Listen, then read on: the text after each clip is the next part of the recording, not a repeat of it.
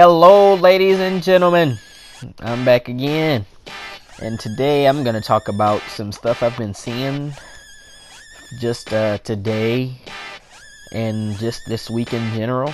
I've been seeing and then also I'm gonna get into a odd story that I kind of just found out about. That's really weird, but I'm gonna talk about it because I want to. And the MVP of the league, Giannis Antetokounmpo, the most valuable player, the man who led his team to 60 wins this year, and had me convinced at one point that they were gonna take over just by how great they were playing. But the game slowing down didn't do them well. But I've been seeing plenty posts the last few days talking about Giannis being overrated. And I think with that type of stuff, you really have to look into it differently, because it's not really fair. I mean, this guy just won the most valuable player award and elevated mediocre players on his team, or historically mediocre players, had their best season ever playing alongside him this season, like Eric Bledsoe, who really kind of disappeared into the shuffle of guards ever since he left the Suns after his first couple good seasons over there. He kind of disappeared into the shuffle of guards in the league. And Brogdon became a 40, 50, 90 guy, and now he got a big contract, a nice new contract, not a max, but it's a big contract on the Pacers, which is a good deal for him and a good opportunity for him to expand his play and just get better under a different style of basketball. And on top of that, now you got guys like Brook Lopez, who was a star a couple of years ago, had his entire career revived and got signed back on a cheap deal in Milwaukee, where he's going to shoot from the dash on the side of the court, shooting from Steph Curry range insanely, and just shooting the ball, all the stuff like that. But Giannis isn't overrated because he's elevated mediocre to whatever-ish players, and he's turned the entire Milwaukee basketball situation around completely. Because after 2013, they had really zero positivity around him, because after they had traded Brandon Jennings. I wouldn't have traded, because Brandon Jennings, when he was young, was out cold, man. Brandon Jennings was sweet. And him and Monte Ellis had led that team to the playoffs and played against the Heat, and ended up messing around a bit, and that team got broken up and they got shipped out. But he brought Milwaukee back to prominence, because Milwaukee wasn't going nowhere anytime soon. But they somehow lucked out and got the steal of the 2013 draft. And on top of that, like, you got to stop overreacting to things like that. Like, we could look at it now, oh, he's overrated now. Oh, he can't shoot. And just because he can't shoot. He literally does everything else on the basketball court really well. And he's also just a physical monster who can destroy pretty much any player in the league, and generally is unstoppable in most situations. Like, at this point, I'd say, don't really want to say it, but he's kinda unstoppable in a 1v1 situation at this point. Like, you're playing Giannis one-on-one, he's unstoppable force at this point. He's gonna run through you, run around you, however he can score, body or whatever, to score at this point. And if you let him get to that paint, he's scoring.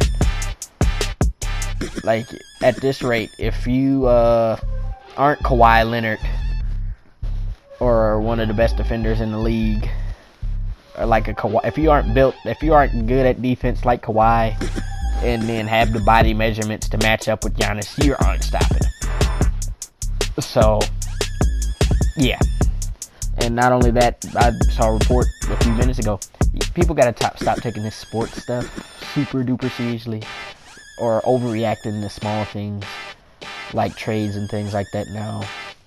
It's fun to see a little bit of acting up over it from time to time, but it's not really serious like this situation was. Like, someone threatened to murder the GM of the Thunder, Sam Presti, and the head coach, Billy Donovan, and blow some stuff up around that, which is a very bad thing to say, period. And with those type things, you would be apprehended and seriously face some serious allegations, which is odd, because I don't see why anyone would, any type of sports situation like that really matters to people like that. I mean, I understand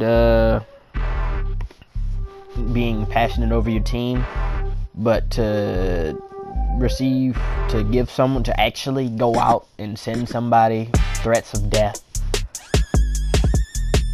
because of some decisions they had to make, or basically embarrass themselves over and over for years and possibly lose their jobs down the line.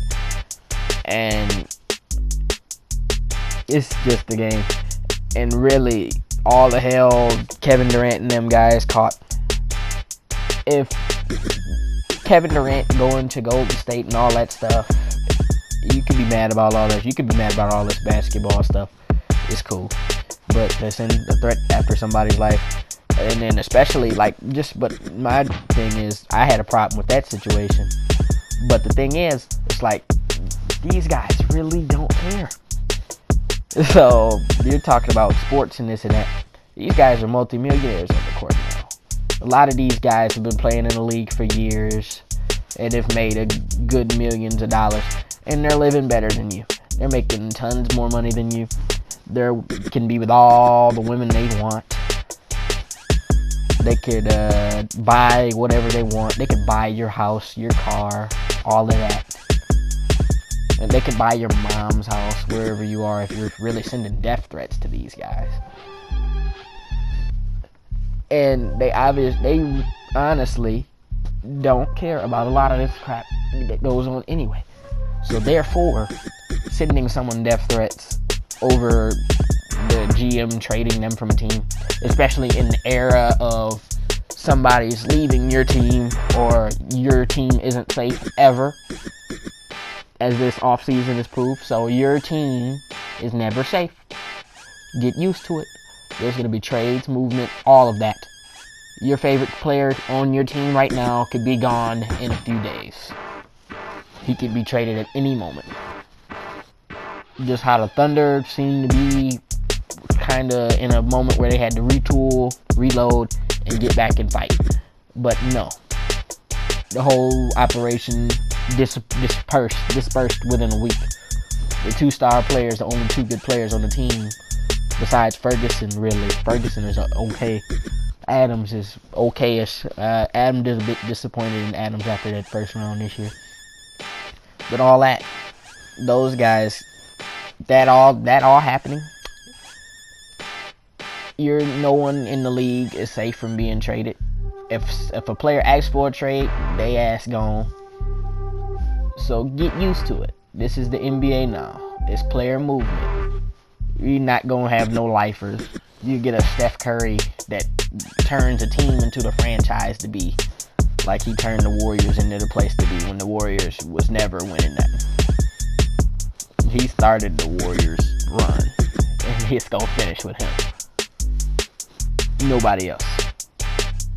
Get used to movement. This is the league now. It's not worth sending death threats and ruining your life for something that others do not care about. That the people actually in the situations don't care about.